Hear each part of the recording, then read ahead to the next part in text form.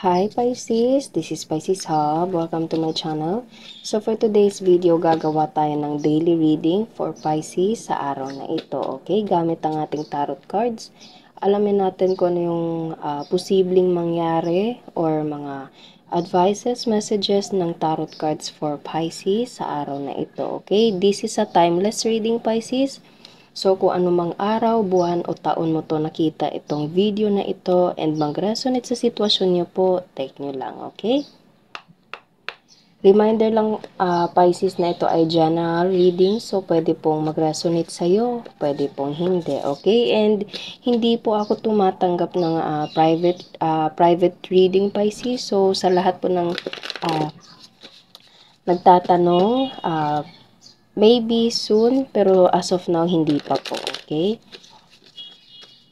And always ko pong sinasabi na ang ating channel ay welcome po ang lahat ng gender. I don't know, bigla akong hindi ako parang hindi ko masabi directly. So, there's sa nararamdaman ko, Pisces, parang there's something in your situation right now na parang hindi mo ma-express yung sarili mo or something na about communication. Okay? Kasi as I'm doing right now my introduction, hindi ko siya masabi. Hindi kagaya ng mga nakaraang videos natin na dire-diretso. Okay? So, pwedeng meron itong connection sa communication. Okay, Pisces.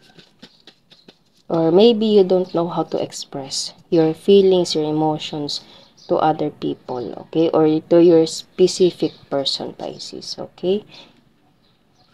So, ano po ang message po for Pisces sa araw na ito? Ano po ang message po for Pisces sa araw na ito? Okay, so, walang mag-flip.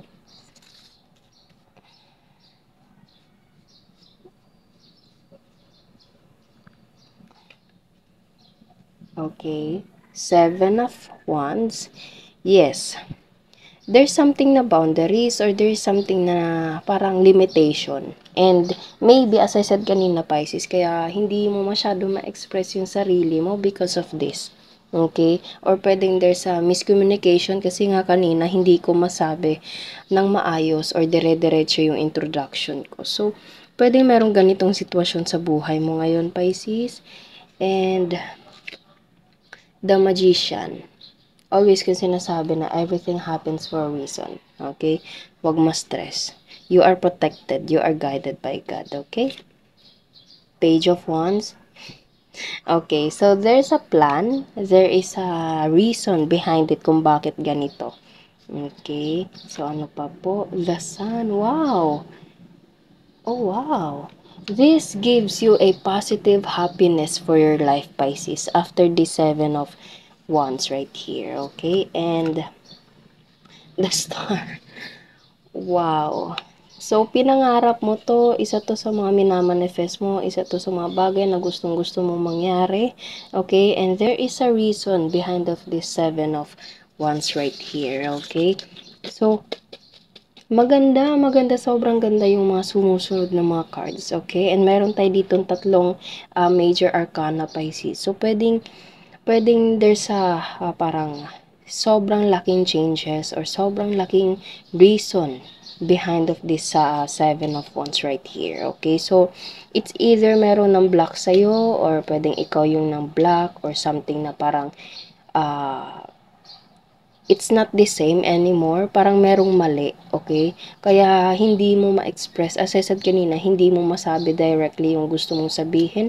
Hindi mo alam mo yun, yung parang there's a hindrance. There's parang gusto mong gawin, pero may pumipigil sa'yo. Okay? So, take nyo lang po kung saan mag-resonate. So, after this situation, everything will fall into place. Everything you will see the main reason kung bakit ganito, okay? And always kong sinasabi, halos araw-araw ko sinasabi sa inyo, Pisces, na trust the process. Process of God, process of His timing, and process of His will. Okay? Kasi you just have to parang faith, okay? Manalig ka lang. You don't have to stress yourself. You don't have to, yung parang mag-overthink ka because of the situation, okay? Kasi the Magician, Page of Wands, this card is right here, parang planning, okay? Planning for a longer term. Kasi kitang-kita nyo, mahaba yung stick, okay? So, there's a plan for the future. Sa nararamdaman ko, for the future to siya, and everything, sa Eight of Pentacles, bottom of the deck is Eight of Pentacles. Pwede meron itong connection sa pera, career, kasi meron tayo ditong hardworking person, okay? Pero lahat ng to is merong rason ng maganda, okay? Sobra mo itong ma-appreciate, full of positivity, full of happiness, full of abundance. Okay? Sisikat yung araw para sa'yo. Hindi lang araw, pati buwan, Pisces. Okay? And pati stars. Kasi meron tayo ditong the stars and sobrang dami, sobrang laki.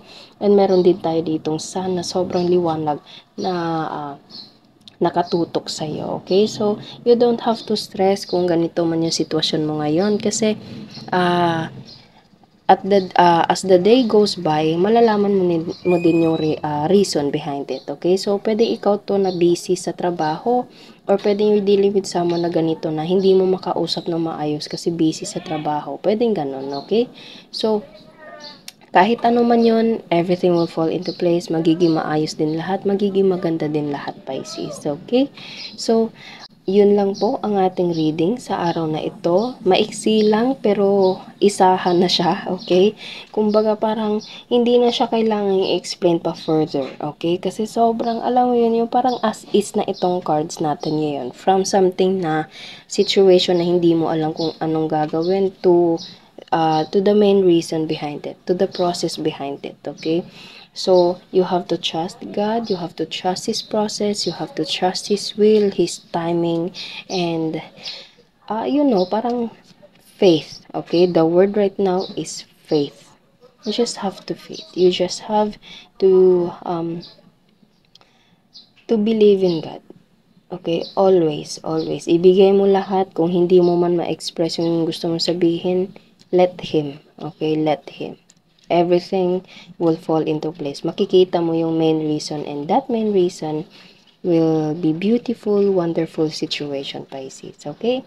So, yun lang po ang ating reading sa araw na ito. Naway nagustuhan niyo po. Huwag niyo po sanang kalimutan na mag-like at mag-subscribe po sa ating channel, Pisces.